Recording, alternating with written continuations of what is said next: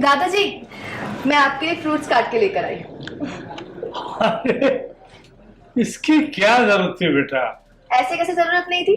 अब हेल्दी रहने के लिए हेल्दी हेल्दी खाना पड़ेगा ना। चलिए, मना मत कीजिए, ये लीजिए।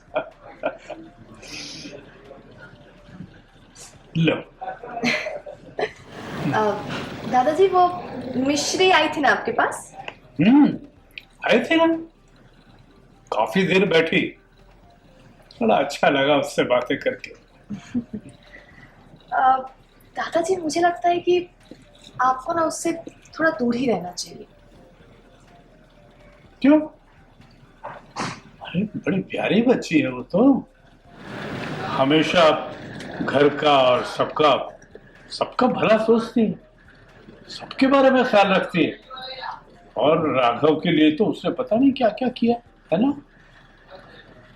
पर दादाजी, आपको ऐसे ही किसी पे भरोसा नहीं करना चाहिए।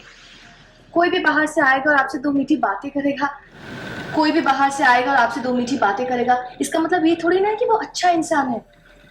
क्या पता इसके पीछे उसका कोई मकसद हो, है ना?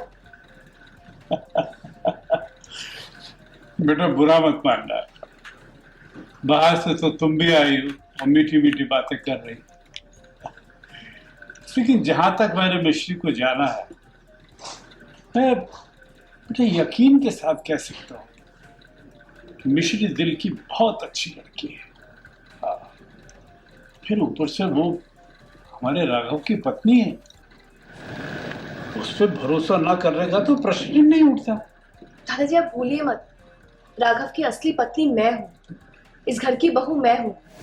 मिश्री का राघव पे, इस घर पे कोई हक नहीं है। जो भी हक है वो मेरा है। आपका ख्याल रखने की जिम्मेदारी मेरी है, मिश्री की नहीं है। हाँ बाबूजी,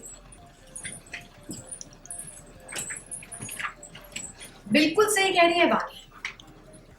वो इस घर की बहू है और इस घर की सारी जिम्मेदारियां उठाने का हक सिर्फ और सिर्फ पानी का है। पर अफसोस, पानी, तुम्हारे पास तो बहुत सारा काम है ना, इसलिए तुम इस घर की जिम्मेदारियां कैसे उठा सकती हो। पर आप फिक्र मत कीजिए पापा, आपका ध्यान कोई रखे या ना रखे, मैं हूं ना, मैं आपका ध्यान रखूंगी। आपको किसी भी चीज की कमी महसूस हो तो आप मुझे कहिएगा, चाहे इस घर की बहू का ध्यान कहीं और या किसी और पर।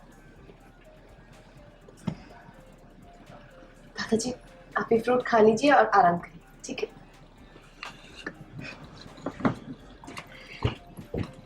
खा लीजिएगा, हाँ।